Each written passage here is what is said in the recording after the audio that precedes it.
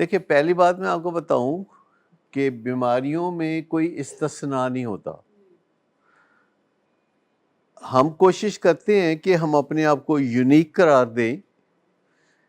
اس uniqueness کو ہم terminal uniqueness کہتے ہیں. ٹرمینل یونیکنیس کا تو آپ کو پتا ہوگا کہ آئی ایم یونیک. جو آپ کو لگتا ہے کہ میں یونیک ہوں اور چونکہ میں بہت پڑھا لکھا ہوں اس لیے میں ایڈکٹ نہیں ہوں. مطلب زیادہ تر لوگ کہتے ہیں کیسے ہو سکتا ہے کہ کوئی بندہ پی ایچ ڈی ہو اور وہ ایڈکٹ ہو.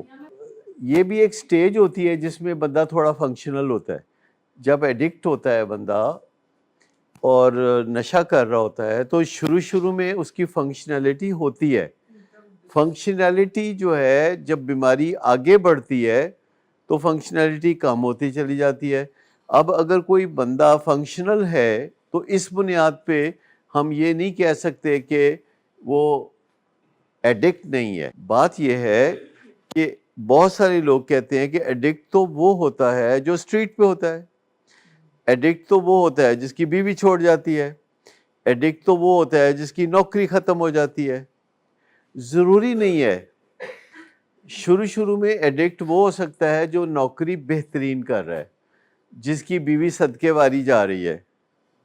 ایڈکٹ وہ بھی ہے جس کے گھر والے بھی اس کے ساتھ بہت اچھا وقت گزار رہے ہیں اور وہ کاروبار بھی کر رہا ہے, نوکری بھی کر رہا ہے. آہستہ آہستہ یہ چیزیں بیچ میں لیک ہونی شروع ہو جاتی ہیں آہستہ آہستہ. لیکن جو جیسے آپ دیکھیں کہ یہ بھی نہیں کہا جا سکتا کہ وہ تھوڑا سا ایڈکٹ ہے, کیونکہ اگر اس کے اندر وہ پروسیس ٹریگر ہو گیا ہے ایڈکشن والا تو وہ ایڈکٹ ہے. جیسے آپ نہیں کہہ سکتے کہ کوئی خاتون تھوڑی سی پریگننٹ ہے, یہ تو نہیں کہا جا سکتا, یا تو وہ پریگننٹ ہے یا نہیں ہے. کوئی بھی چیز جو ہے وہ آہستہ آہستہ بڑھتی چلی جاتی ہے اور فنکشنلٹی کم ہوتی ہے. پہلے بندہ پیر والے دن چھٹی کر لیتا ہے ہینگ اوور کی وجہ سے, اتوار کو رات پیتے رہے, سیٹرڈے کو پیتے رہے اور پیر کے دن جو ہے چھٹی کر لی, ایک چھٹی ساتھ ملا لی.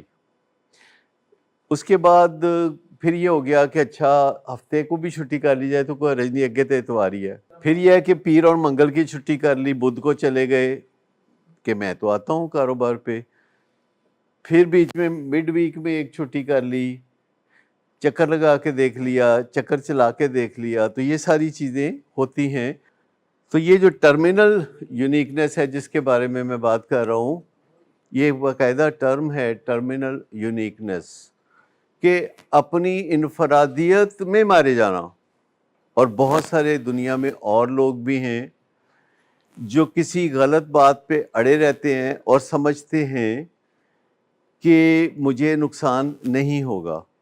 گھروں میں کوئی نہ کوئی بندہ ہوتا ہے جو غلط کام کر رہا ہوتا ہے اور سارے گھر والے سمجھا رہے ہوتے ہیں, تو وہ اس نے اپنے آپ کو کنونس کر رکھا ہوتا ہے کہ جو کام میں کر رہا ہوں اگرچہ غلط ہے پر مجھے اس سے کوئی نقصان نہیں ہوگا. جبکہ سارے گھر والے کہہ رہے ہوتے ہیں کہ آپ یہ غلط کام کر رہے ہیں, آپ کو نقصان ہوگا. اور وہ کہتا ہے کہ نہیں, میں کوئی ایسا کام کروں گا کہ غلط کام کرنے کے باوجود مجھے نقصان نہیں ہوگا, میں بچ جاؤں گا نقصان سے. میں ذرا سمجھداری سے کروں گا, میں ذرا متوازن ہو کے کروں گا, میں ذرا ایفیشینٹ ہو کے کروں گا, میں ذرا کیئرفل ہو کے کروں گا.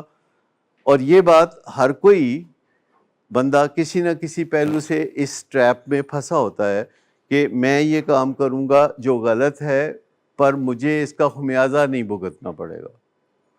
جو کام غلط ہوگا اس کا خمیازہ بھگتنا پڑے گا, چاہے وہ شرعی طور پر غلط ہو, چاہے وہ قانونی طور پر غلط ہو, چاہے وہ اخلاقی طور پر غلط ہو, چاہے وہ کلچرلی غلط ہو.